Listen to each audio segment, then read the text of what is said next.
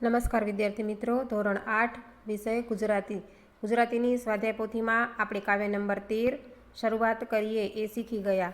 હવે આજે આપણે એના આધારે કેટલાક સ્વાધ્યાય પોથીની અંદર પ્રશ્નો આપેલા છે, જે પ્રશ્નો આપણે કરીશું. પ્રશ્ન નંબર 1 છે, નીચેના પ્રત્યેક પ્રશ્નના ઉત્તર માટે આપેલા વિકલ્પોમાંથી જે વિકલ્પ સાચો હોય તેની પાસેના વર્તુળને પેનથી પૂર્ણ ઘટ કરો. એમાં પહેલું છે, શરૂઆત કરીએ. કાવ્યમાં કવિ કહે કે ભૂતકાળને ભૂલી જવાની શરૂઆત કરીએ. બી છે, આવતીકાલને ઉજ્જવળ બનાવવાની શરૂઆત કરીએ. સી છે, આજને સુધારવાની શરૂઆત કરીએ. અને ડી છે, દુઃખોથી નહીં ડરવાની શરૂઆત કરીએ. બરાબર, તો આની અંદર આવશે આવતીકાલને ઉજ્જવળ બનાવવાની શરૂઆત કરીએ. પછી નંબર 2 છે, કવિ કોને હરાવવાની વાત કરે છે? એ દુશ્મનને, બી દુઃખોને, સી દુર્જનને અને ડી અવગુણને. તો આમાં આવશે બી દુઃખોને. પછી 3 છે, કવિ ઘર, નગર અને સમગ્ર જગતને કેવું કરવાની વાત કહે છે? એ સમૃદ્ધ, બી સ્વચ્છ, સી આનંદિત અને ડી રડિયાત. આની અંદર શું આવશે? તો ડી રડિયાત. 4 છે, કવિ પોતાની જાતને કેવી કરવાનું કહે છે? એ બહારથી દેખાય છે તેવી સ્વચ્છ સુંદર, બી દુઃખોથી ડરી ન જાય તેવી, સી બહારથી જેવી સ્વચ્છ અને સુંદર દેખાય છે તેવી અંદરથી પણ સ્વચ્છ સુંદર, અને ડી છે, જ્યાં હોઈએ ત્યાં મહેકતું કરીએ. તો આની અંદર આવશે સી બહારથી જેવી સ્વચ્છ સુંદર છે તેવી અંદરથી પણ સ્વચ્છ અને સુંદર. પછી 5 છે, જે મળ્યું છે એને કવિ શું કરવા ઈચ્છે છે? એ સાચવી રાખવા, બી ફૂંકી મારવા, સી સૌથી સવાયું કરવા અને ડી દાન કરવા. એની અંદર શું આવશે? સી સૌથી સવાયું કરવા. પછી નંબર 6 છે, શરૂઆત કરીએ. કાવ્યનું સ્વરૂપ કયું છે? એ ગીત, બી ગઝલ, સી ભજન અને ડી મુક્તક. એની અંદર આવશે બી ગઝલ. હવે આવે છે પ્રશ્ન નંબર 2. કૌંસમાં આપેલા શબ્દોમાંથી યોગ્ય શબ્દ પસંદ કરી ખાલી જગ્યા પૂરો. દોસ્ત અને ખુશી એ બંને કૌંસ આપેલા છે અને આપણે ખાલી જગ્યાની અંદર પૂરવાનું છે. પહેલું છે, આવનારી સૌ ખાલી જગ્યાની વાત કરીએ. તો એમાં આવશે ખુશી, આવનારી સૌ ખુશીની વાત કરીએ. પછી 2 છે, ખાલી જગ્યા અંદરથી એવી જાત કરીએ. તો એમાં આવશે દોસ્ત, દોસ્ત અંદરથી એવી જાત કરીએ. હવે આવે છે પ્રશ્ન નંબર 3. નીચેના વિધાનોમાંથી ખરા વિધાનો સામે રાઈટની અને ખોટા વિધાનો સામે ચોકડીની નિશાની કરો. એમાં 1 છે, હર વખત શું માત થઈ જવું દુશ્મનોથી? તો શું આવશે? એ આવશે ખોટું. એની અંદર આવે છે હર વખત શું માત થઈ જવું દુઃખોથી, એટલે એ ખોટું આવશે. પછી 2 છે, આવનારી કાલને સોગાત કરીએ. તો એ આવશે સાચું. હવે આવે છે પ્રશ્ન નંબર 4. નીચેના પ્રશ્નોના એક એક વાક્યમાં ઉત્તર લખો. એમાં પહેલું છે, કવિ પોતાની જાતને કેવી કરવાનું કહે છે? તો એનો જવાબ આવશે કવિ બહારથી સ્વચ્છ અને સુંદર દેખાતી પોતાની જાતને અંદરથી પણ એવી સ્વચ્છ અને સુંદર કરવાનું કહે છે. હવે આવે છે પ્રશ્ન નંબર 2. કવિ શું મહેકતું કરવાનું કહે છે? તો એની અંદર આવશે કવિ આપણે જ્યાં હોઈએ ત્યાં બધું મહેકતું કરવાનું કહે છે. હવે આવે છે પ્રશ્ન નંબર 3. કવિ કોને કોને રડિયાત કરવાનું કહે છે? તો કવિ ઘર, નગર અને સમગ્ર વિશ્વને રડિયાત કરવાનું કહે છે. પછી 4 છે, કવિ આવનારી કાલને શું આપવા માગે છે? તો એની અંદર આવશે કે કવિ આવતીકાલને એક સુંદર ભેટ આપવા માંગે છે. હવે આવે છે પ્રશ્ન નંબર 5. નીચેના પ્રશ્નનો 2 વાક્યોમાં ઉત્તર લખો.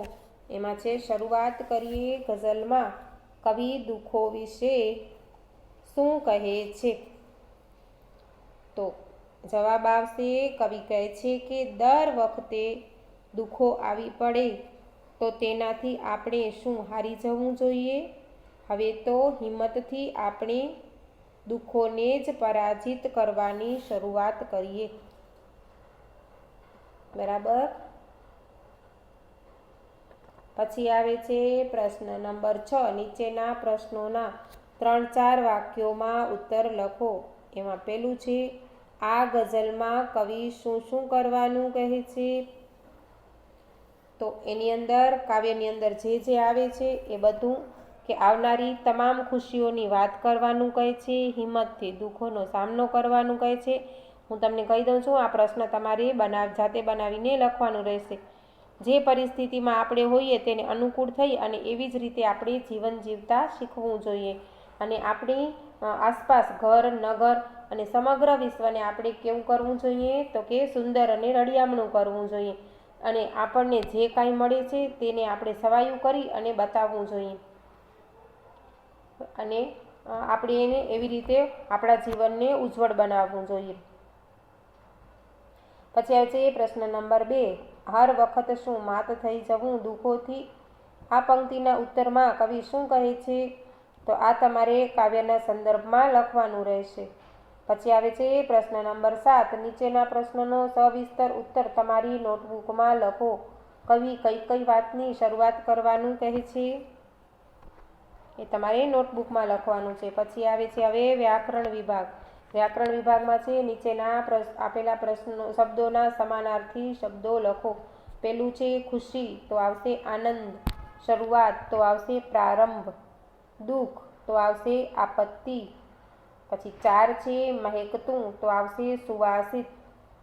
5 છે દોસ્ત, તો આવશે મિત્ર. 6 છે સવાયું, તો આવશે ચડિયાતું. 7 છે સોગાત, તો આવશે ભેટ. 8 છે માત, તો આવશે પરાજિત. 9 છે રડિયાત, તો આવશે સુંદર. હવે આવે છે નીચે આપેલા શબ્દોના વિરુદ્ધાર્થી શબ્દો લખો. ખુશી, તો આવશે નાખુશી. 2 છે શરૂઆત, તો આવશે અંત. 3 છે દુઃખ, તો આવશે સુખ. 4 છે સ્વચ્છ, તો સ્વચ્છ તો આવશે મેલું. 5 છે અંદર, તો આવશે બહાર. 9 છે કાલ, તો કાલનો વિરોધી આવશે આજ. હવે આવે છે નીચે આપેલા શબ્દોને શબ્દકોશના ક્રમમાં ગોઠવો. સુંદર, સૌથી, સવાયું, સોગાત, શરૂઆત અને સ્વચ્છ. તો આપણે કરીશું શરૂઆત, પછી સવાયું, પછી સુંદર, સોગાત, સૌથી અને સ્વચ્છ.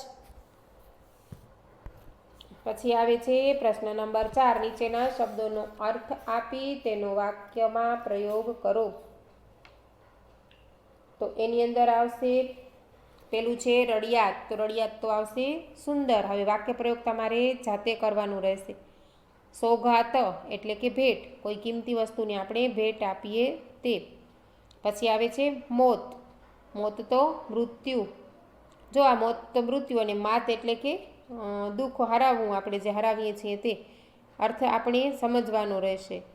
પછી આવે છે પ્રવૃત્તિ, ગઝલનો મુખપાઠ કરવો અને ગુજરાતી ગઝલકારોની યાદી કરો. તો ગુજરાતી ગઝલકારોમાં આપણા ગઝલકારો કયા કયા છે? તો કે કલાપી, ઘની દહીંવલા, પછી સૈદા, કિસ્મત કુરેશી, ભગવતી કુમાર શર્મા, પછી હનીફ સાહિલ, જવાહર બક્ષી. આવા અનેક ગઝલકારો આપણા ગુજરાતી ગઝલકારો પણ થઈ ગયા છે. તો હવે આ તમારી કાવ્ય નંબર 13 શરૂઆત કરીએ એનું પૂરું થાય છે. Thank you.